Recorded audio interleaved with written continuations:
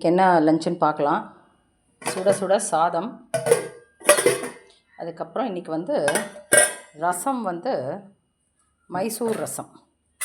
மைசூர் ரசம்னா அதாவது மைசூர் ரசம் இல்லை, உடுப்பி ரசம். மைசூர் ரசம் இன்னொரு நாள் பண்ணி காட்டுறேன். உடுப்பி ரசம் இது எப்படி பண்ணணுன்னா, புளித்தண்ணி, மஞ்சப்பொடி அதெல்லாம் போட்டு நீங்கள் கொதிக்க வச்சுக்கணும். பருப்பை தனியாக வேக வச்சுக்கணும். அதுக்கப்புறம் எண்ணெய், கோகோனட் ஆயில் யூஸ் பண்ணால் நல்லாயிருக்கும். இல்லை நெய் வேணால் நெய் ஊற்றிக்கலாம். நெய்யில் கடுகு, பச்சை மிளகா, தக்காளி இதெல்லாத்தையும் வதக்கிட்டு, அதுக்கப்புறம் நீங்கள் வந்து அந்த நல்லா வதங்கின உடனே பெருங்காயமும் போட்டு வதக்கிட்டு, அதை வந்து நீங்கள் வந்து அந்த புளித்தண்ணியில் போட்டு அதுக்கு நல்லா கொதிக்கிட்டோம்.